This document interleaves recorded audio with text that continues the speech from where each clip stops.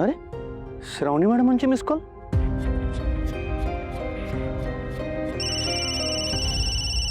Shubhu. Hello madam sorry, तुमचा phone आला मला कळलंच नाही, मी जरा कामात होतो. बोला की. बरं ऐक, शिरीष घाणेकर सापडलेत. काय? हो, आणि मोक्षात त्यांची नीट काळजी सुद्धा घेणार आहे. आता आता लवकरच मला माझ्या आईबद्दलची सगळी माहिती शिरीष घाणेकरांकडून मिळेल. होय मॅडम, आता बघा सगळं कसं भारी होते. तुम्हाला तुमच्या आईविषयी सगळी माहिती मिळणार. मॅडम तुम्ही लय आनंदाची बातमी दिल्या बघा. शुभू काय बोलतोयस तू? आपलं ठरलं होतं ना, तू मला मॅडम म्हणणार नाहीयेस, फक्त श्रावणी. Sorry madam.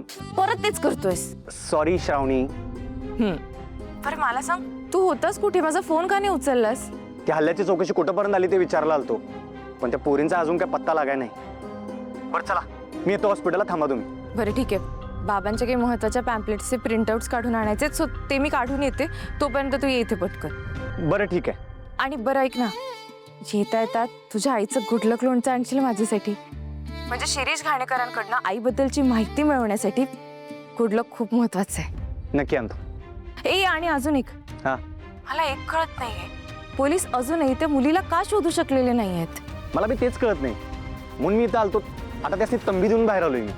त्यांनी सगळीकडे अलर्ट जाहीर केलाय, टोल नाका, बस स्टँड, रेल्वे स्टेशन सगळीकडे. मला वाटत नाही त्या कोल्हापूरच्या बाहेर जातील पोरी. बरं ठीक आहे. बरं चला, भेटल्यावर बोलू, मी येतो. बाबांवर ज्या मुलीने अटॅक केला ती अजून का सापडत नाहीये?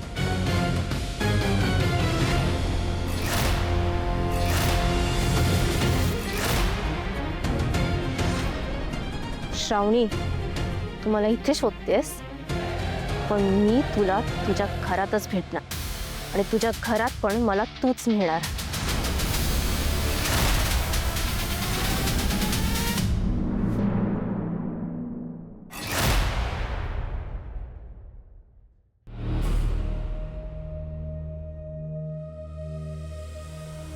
आता आम्ही असा ड्रामा करतो का नाही का शुभूला हुंड्याचे सगळे पैसे द्यावेच लागतील?